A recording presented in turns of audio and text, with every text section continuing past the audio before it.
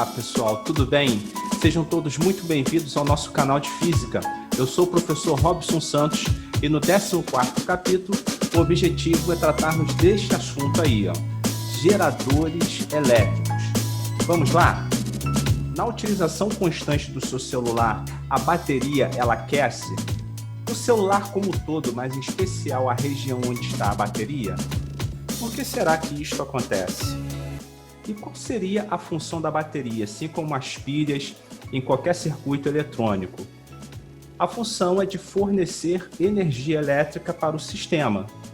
O fato é que baterias e pilhas são chamados de geradores elétricos, que nada mais são que dispositivos capazes de transformar qualquer forma de energia em energia elétrica. Nisso se inclui as baterias e pilhas, que são dispositivos eletroquímicos, ou seja, o que transforma energia química em energia elétrica. Temos também os dispositivos fotovoltaicos, que transformam luz em energia elétrica. E também temos os dispositivos eletromecânicos, como os alternadores e os motores utilizados nas usinas hidrelétricas e térmicas, que nada mais são dispositivos que transformam energia cinética em energia elétrica. Vamos definir o que seria força eletromotriz, ou FEM, que nós representaremos nesse curso pela letra grega epsilon. Força eletromotriz nada mais é que a energia fornecida a cada unidade de carga para fluir entre potenciais elétricos distintos. A unidade de medida seria o joule por segundo, que também podemos substituir pela palavra volt. O fato é que há geradores ideais e geradores reais. Ideal é aquilo que está no campo das ideias, ele simplesmente não existe. E o real é aquilo que nós vemos de fato. E agora, vamos fazer uma comparação entre o que seria um condutor ideal e um gerador elétrico ideal. No primeiro caso, ele permite que haja fluxo de corrente elétrica sem nenhum tipo de resistência, assim que funciona o condutor ideal. O gerador ideal é aquele que produz a energia necessária para o funcionamento do sistema, assim como o gerador elétrico real. A diferença é que essa energia é fornecida inteiramente ao circuito elétrico. Ou seja, a diferença de potencial entre os polos de um gerador ideal tem o mesmo valor da força eletromotriz. Quando nós analisamos as circunstâncias reais, temos que o condutor ele permite o fluxo de corrente elétrica, porém, parte dessa energia é transformada em calor, efeito este que nós chamamos de efeito Joule. O gerador elétrico real, ele produz energia para ser fornecida ao sistema, no entanto, parte dela é transformada em calor. Ou seja, nos geradores elétricos reais, nós também temos o efeito Joule, que é devido à resistência interna ao gerador, ou seja, ao dispositivo. E a diferença de potencial entre os polos é inferior à força eletromotriz. Essa é a representação esquemática de um gerador não ideal, que você tem aqui, epsilon como a força eletromotriz gerada pelo gerador, mas internamente a ele, tá? Isso aqui simula a carcaça do gerador, tá? O corpo dele, mas internamente você tem uma resistência elétrica. E a diferença de potencial de um resistor, na verdade, não vai ser a FEM, aquela que o próprio gerador cria, mas sim aquela que é fornecida ao sistema após ter a passagem pela resistência elétrica interna ao gerador. Tá? Então existe a DDP, que é aquilo que o gerador fornece ao sistema, e existe a força eletromotriz, que é aquela que ele produz. A DDP é sempre inferior à força eletromotriz no caso de um gerador não ideal. Lembra que nós falamos numa aula passada que quando nós associamos resistores em série, temos que a queda de potencial em cada resistor somados dá a diferença de potencial total que a fonte fornece ao sistema? Isso está representado aqui nessa equação. V, que é a DDP total, que é aquilo que a fonte fornece, concede para o sistema, é igual ao somatório de cada uma das quedas de potencial. E a resistência elétrica equivalente no circuito, que nada mais é que aquela que pode substituir essas três resistências que são aplicadas ao circuito, se dá pelo somatório de cada uma dessas resistências. Veja que nesse caso aqui não estou considerando a resistência interna do gerador, somente as resistências que estão aplicadas no circuito. Quero fazer um paralelo agora a uma associação desse gerador com uma outra resistência em série, que pode ser uma lâmpada, um liquidificador, qualquer componente elétrico que você queira, tá? Eu chamarei de resistência total aquela que é dada pelo somatório da resistência interna do gerador, mais os diversos equipamentos que são associados em série com esse gerador. Aqui, ao lado direito da tela, você tem uma representação esquemática do que tem aqui, uma bateria, que na verdade é o gerador, tá? Que possui sua resistência interna, e ela está associada com uma lâmpada. E a diferença de potencial que esta fonte fornece para o sistema é essa daqui, ó, VAC, que é DDP entre os polos da bateria. Agora, levando-se em consideração a queda de potencial produzida tanto pela resistência interna quanto pelas demais no circuito, tem-se que a FEM vai ser igual ao somatório de todas as quedas de potencial do sistema, inclusive aquela interna. Mas como nós vimos na situação anterior, em que nós estávamos estudando sobre a associação de resistores, se eu somar a queda de potencial de cada resistência no circuito, eu vou ter a DDP que a fonte fornece para o sistema. Então, eu vou substituir todas as quedas de potencial pelas resistências que estão postas no circuito, pela DDP que a fonte fornece para o sistema. E ao fazer isso, eu vou chegar a essa equação, que a DDP entre os pontos AB ou AC, perdão aqui por não ter utilizado o índice correto, mas o fato é que a DDP que a fonte fornece para o sistema é igual à sua FEM menos a queda de potencial que a resistência interna produz. No primeiro exercício, eu peço que considere o circuito elétrico como o da figura 1, em que há uma bateria não ideal cuja FEM seja de 9 volts e alimente uma lâmpada através de uma corrente elétrica de intensidade 0,4 amperes. Caso a resistência interna da bateria fosse a metade, que nessa circunstância anterior, a intensidade de corrente no circuito seria de 0,6 amperes. Qual, então, é o valor da resistência interna da fonte? Os dados que eu vou colocar aqui são os que a questão já me deu, que a FEM produzida pela fonte de 9 volts, a resistência da lâmpada eu vou chamar de R, a intensidade de corrente elétrica na primeira situação 0,4 amperes, já na segunda situação será 0,6 amperes, ou seja, quando a resistência interna da fonte é pela metade, e o valor dessa resistência eu chamarei de 2x. Bom, vimos na circunstância anterior que a FEM é igual ao somatório de todas as quedas de potencial no sistema, ou seja, aquela produzida pela resistência interna e também pela resistência do circuito. E como que eu acho a queda de potencial em cada uma dessas resistências? Basta que eu multiplique pela intensidade de corrente. Aqui eu já coloquei uma equação em que eu coloquei a intensidade de corrente em evidência. Bom, na primeira situação, eu vou substituir os valores nessa equação aqui. Então, para a força eletromotriz será 9, para a resistência interna 2x, e para a resistência externa ao sistema, eu vou botar R maiúsculo. Tudo isso multiplico por 0,4, e aí eu tenho aqui a minha primeira equação. Na segunda equação, eu vou ter 9 é igual a x, por que x agora? Porque na segunda situação eu tive metade da resistência interna da bateria, mais R vezes 0,6. Bom, o fato é o seguinte, eu quero trabalhar com essas duas equações para que eu tire as incógnitas que não me são necessárias, eu encontre somente aquela que eu quero, que é o valor da resistência elétrica da fonte. Então, eu tenho que sumir com o valor da resistência da lâmpada. E como eu faço isso? Vou encontrar um múltiplo comum de 0,4 e 0,6. Então, vou utilizar o 30 para multiplicar a primeira equação e vou utilizar o menos 20 para multiplicar a segunda equação.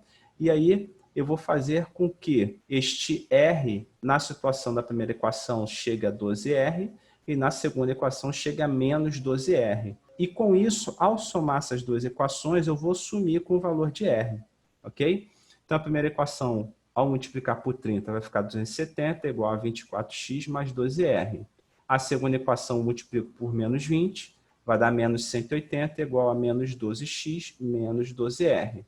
Ao somar essas duas equações, eu vou ter 90 no lado esquerdo da igualdade, e eu vou ter 24x menos 12, vai dar 12x. 12R com menos 12R soma. E ao dividir o 90 por 12, eu vou chegar ao valor de x, que é 7,5. Mas eu tenho que tomar cuidado, porque a resistência interna da fonte não é x, é 2x, ou seja, 2 vezes 7,5, que vai dar 15 ohms. Agora, se eu quiser analisar somente o gerador não ideal, qual seria a sua equação? Bom, para um gerador ideal, como nós vimos numa circunstância anterior, a DDP entre os seus polos é igual à força eletromotriz produzida pela fonte. Isso numa circunstância ideal. Já na situação não ideal, a DDP nos polos de uma fonte sempre vai ser inferior à força eletromotriz. E em que eu subtraio? O que eu subtraio dessa força eletromotriz? A queda de potencial produzida pela própria resistência interna, que vai ser a resistência interna vezes a intensidade de corrente que flui no sistema.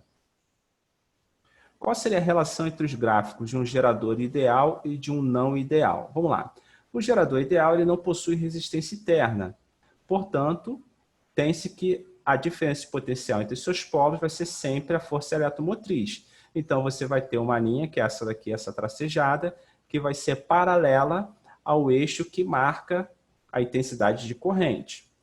No caso do gerador não ideal, ele possui resistência interna. Então, quanto maior for a intensidade de corrente, olhe para essa equação aqui. Quanto maior for a intensidade de corrente, maior vai ser a queda de potencial produzida pela resistência interna. Então, no final das contas, essa subtração aqui eu vou ter um valor menor. Ou seja, quanto maior for a intensidade de corrente, menor vai ser a DDP nos polos de uma bateria. O fenômeno ele atinge maior intensidade quando o gerador entra em curto-circuito, situação que atinge a intensidade de curto-circuito, ou seja, que é aquela em que você pega e une os polos de uma fonte. Você vai produzir ali uma corrente de curto-circuito, que é a maior corrente elétrica que aquela fonte pode produzir naquele sistema. E aí, quando você produz o curto-circuito, você está praticamente igualando os potenciais elétricos, ou seja, esse eixo aqui, que é o eixo da diferença de potencial, vai ser zero quando eu tiver a intensidade de corrente elétrica de curto-circuito. Agora, como encontrar a resistência interna de um gerador? Vamos lá. A equação de um gerador não ideal é essa. DDP entre seus polos é igual à força eletromotriz menos a resistência interna vezes a intensidade de corrente. Bom, isso daqui é uma equação do primeiro grau e que ela é composta, como qualquer equação do primeiro grau, por um coeficiente linear. O que é o coeficiente linear? É aquele que marca onde a linha do gráfico está tocando o eixo das coordenadas. Então, o epsilon, que é a força eletromotriz, é o coeficiente linear. O coeficiente angular é a própria resistência interna. O coeficiente angular, numa função do primeiro grau, ele indica a intensidade de inclinação da linha do gráfico. Quanto maior for o coeficiente angular, maior vai ser a inclinação do gráfico. Essa resistência interna, ela tem o seu valor aqui multiplicado por menos, ou seja, você vai ter uma inclinação negativa da reta, conforme nós estamos vendo aqui no gráfico. E se eu aumento o módulo da resistência interna, significa que essa linha do gráfico vai declinar mais intensamente. Ou seja, você consegue, com pequenos valores de intensidade de corrente, chegar à chamada corrente de curto-circuito, que é quando o potencial é zero. E para achar a resistência interna, nós podemos utilizar duas formas. Ou você pega valores que pertencem ao meio da linha do gráfico, que aqui eu vou utilizar V2, e para V2 a intensidade de corrente I2, e para V1 a intensidade de corrente V1. Eu faço uma divisão dessas duas variações, tá? Seria V2 menos V1, mas como a resistência interna ela é multiplicada pelo sinal negativo, eu passo o sinal negativo para o outro lado e fica V1 menos V2. E tudo isso eu divido por I2 menos I1. Ou, caso eu já saiba o valor da força eletromotriz e também da intensidade de corrente curto-circuito, eu pego um e divido pelo outro. Também pode ser isso. Essa equação aqui, ela é produzida da mesma forma que essa, ok? No segundo exercício, comumente denomina-se gerador qualquer aparelho no qual a energia química, mecânica ou de outra natureza é transformada em energia elétrica. A curva característica é o gráfico que relaciona a intensidade de corrente I no gerador com a diferença de potencial entre seus terminais. Considerando que o gráfico a seguir representa a curva característica de um gerador hipotético, qual a intensidade de corrente curto-circuito desse gerador? Nesse gráfico aqui que eu apresento para vocês, pessoal, a DDP está representada pela letra U, tá? E tome cuidado que os valores são dados em milivolts, tá? E não em volts, porque isso pode gerar erro se você confundir. Aqui estão os dados que a questão me dá. Eu vou pegar aqui para V1, a DDP é de 20 milivolts, ou seja, 20 vezes 10 elevado a menos 3, e a intensidade de corrente, nesse caso, é de 5 amperes. V2 vai ser de 14 milivolts, ou seja, 14 vezes 10 a menos 3 volts. E a intensidade de corrente, 8 amperes. Então, vou utilizar essa relação, né, que é a resistência interna, V1 menos V2, dividido por I2 menos I1. Vou fazer a substituição de valores. Vou botar o 10 elevado a menos 3 em evidência, 20 menos 14, vou dividir por 8 menos 5. E eu vou ter 6 vezes 10 elevado a menos 3 dividido por 3, vai ser igual a 2 vezes 10 a menos 3 ohms. Para achar agora a intensidade de corrente, eu vou pegar outro setor do gráfico, que é um setor que eu não conheço, que é aquele que é obtido pela extensão dessa linha do gráfico sentido ao eixo das abscissas, que é o eixo que marca a intensidade de corrente. Então, eu vou pegar V2 em relação a I2, cuja intensidade de corrente é 8, e vou pegar a diferença de potencial, no caso do curto-circuito, em relação à intensidade de corrente de curto-circuito. Então, como é que vai ficar isso? 2 vezes 10 elevado a menos 3, que é o valor da resistência interna, é igual a 14 menos 0 vezes 10 elevado a menos 3, porque 0. Quando você está na circunstância de curto-circuito, a DDP é 0. E divido isso por ICC, que é a intensidade de corrente elétrica, menos 8. O que vai acontecer? Eu vou pegar 2 vezes 10 elevado a menos 3, que é a resistência interna, 14, que é o V2, DDP na circunstância 2, menos 0, que é a DDP na circunstância de curto-circuito, vezes 10 a menos 3. E vou dividir isso pela intensidade de corrente curto-circuito, menos 8. E aí eu vou simplesmente passar esse termo aqui que está no denominador da segunda parte da equação, vou passar para o outro lado multiplicando 2 vezes 10 elevado a menos 3, e posteriormente 2 vezes 10 elevado a menos 3 passo para o denominador dividindo essa parte aqui do numerador. Simplifico 10 elevado a 3 de cima com 10 elevado a 3 de baixo, eu vou ficar com 14 dividido por 2. Passo 8 para o outro lado, eu vou ter 7 mais 8, que vai dar 15 amperes, que é a intensidade de corrente de curto-circuito. Bom, existem inúmeras circunstâncias que nós associamos geradores. E essa associação, da mesma forma que no caso dos resistores, pode ser em série ou pode ser em paralelo. A associação em paralelo ela é utilizada em circuitos alimentados por fontes de energia variável, ou seja, pilhas e baterias. E ela visa manter o circuito funcionando por maior tempo. O maior exemplo disso são as chamadas chupetas feitas nos carros. Quando você tem um automóvel cuja bateria ela está com pouca energia, você associa ela em paralelo a uma outra bateria que esteja com energia suficiente para colocar o motor desse veículo em funcionamento. Então, você tem que associar sempre em paralelo, ou seja, polo negativo com polo negativo, polo positivo com polo positivo. Tá? E aí, nessa circunstância, você consegue manter o sistema em funcionamento por maior tempo, até porque você tem o dobro de energia, né, caso essas baterias possuam ali as mesmas características, tá? Você vai ter o dobro de energia para manter aquele sistema em funcionamento, ok?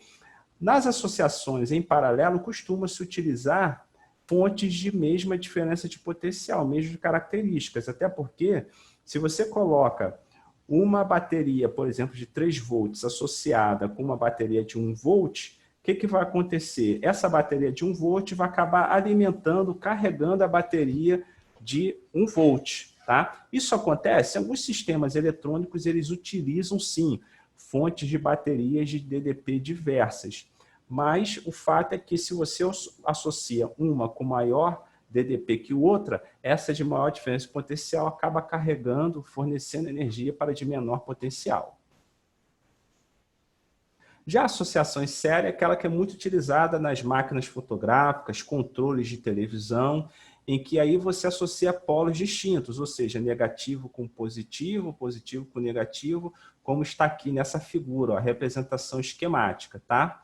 E a DDP total de uma associação em série de geradores é dada pelo somatório da DDP de cada uma das fontes. E aí eu vou ter a chamada potência útil, que é o somatório das potências de cada uma dessas baterias. Um terceiro exercício tem sido o seguinte: em um laboratório são apresentados aos alunos uma lâmpada com especificações técnicas de 6 volts e 12 watts, e um conjunto de 4 pilhas de 1,5 volts cada. Qual associação de geradores faz com que a lâmpada produza maior brilho? Então tem aqui 5 alternativas de associações de baterias diversas, e a questão pergunta é qual dessas associações vai fornecer o maior brilho à lâmpada. Bom, para maior brilho faz-se necessária a lâmpada maior potência elétrica, então você tem que fornecer a maior potência elétrica possível. Logo, é necessária uma associação em série de pilhas. E onde que nós veremos isso? Na alternativa C. Veja que as pilhas estão associadas em série. Vamos relembrar agora o que seria potência elétrica. Potência, na verdade, é a quantidade de energia produzida ou consumida por um equipamento qualquer por unidade de tempo. Quando nós falamos de eletricidade, ou eletrodinâmica, na verdade, a potência elétrica é dada pelo produto da DDP vezes a intensidade de corrente, em que a DDP produzida ou fornecida por uma fonte, ou também pode ser a DDP dissipada por uma fonte não ideal ou um equipamento qualquer, tá? Um liquidificador, uma lâmpada, uma televisão, enfim. E I é a intensidade de corrente. A unidade de medida no SI para a potência é o watt, né? O joule por segundo, mas existem outras unidades de medida.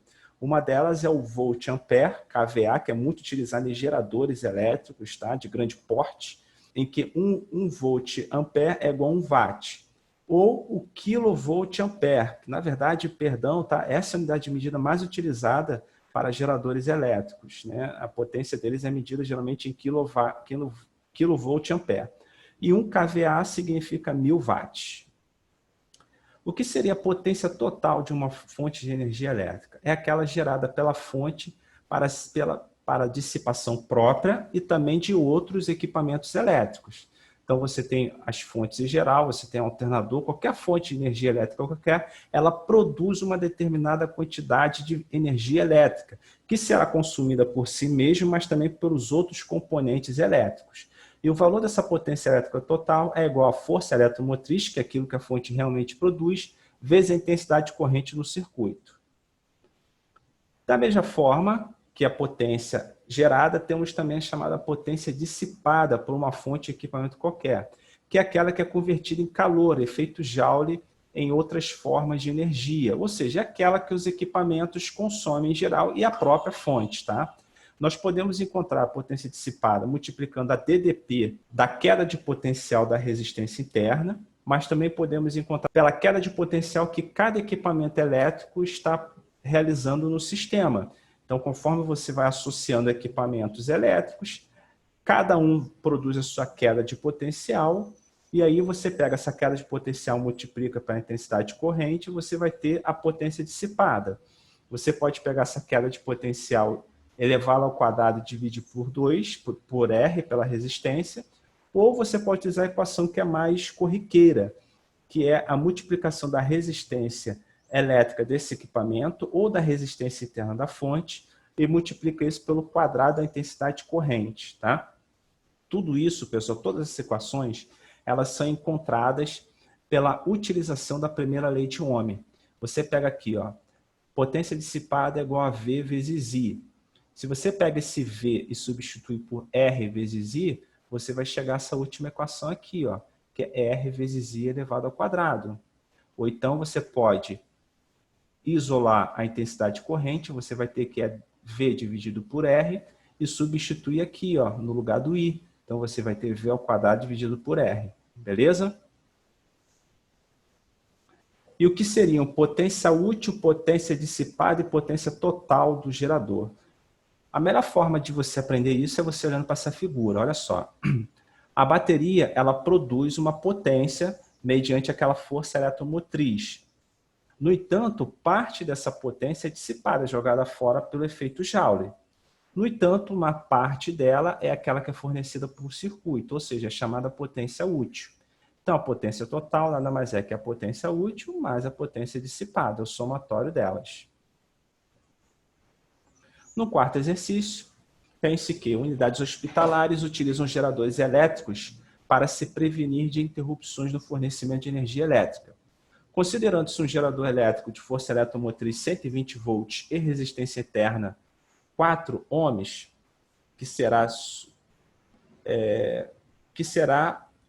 potência elétrica de 1.200 watts. Ou seja, como a força eletromotriz é 120 volts, a resistência é de 4 ohms, você vai ter nessa circunstância aí uma potência elétrica fornecida pelo gerador de 1.200 watts. Tá?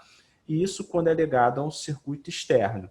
É correto afirmar, com base nessas informações e nos conhecimentos de eletricidade, que então, haverá todas essas alternativas aqui, vamos verificar qual delas é verdadeira.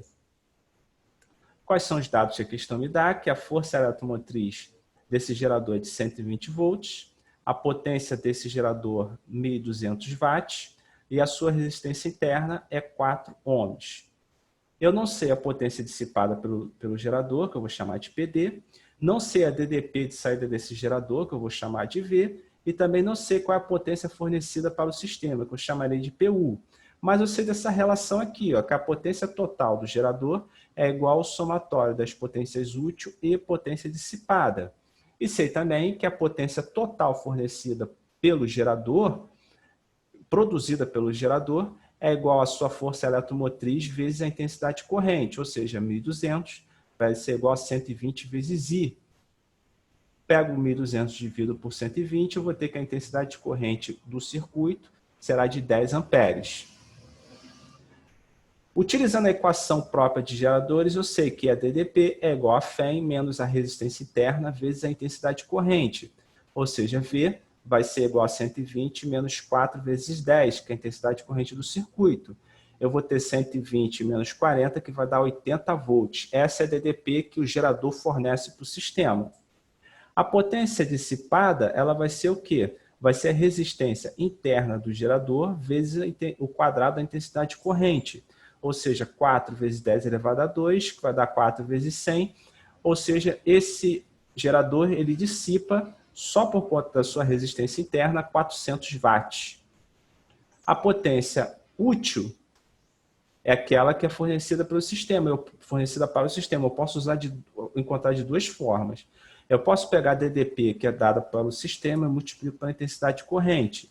80 vezes 10 vai dar 800. Ou posso utilizar essa equação aqui, ó.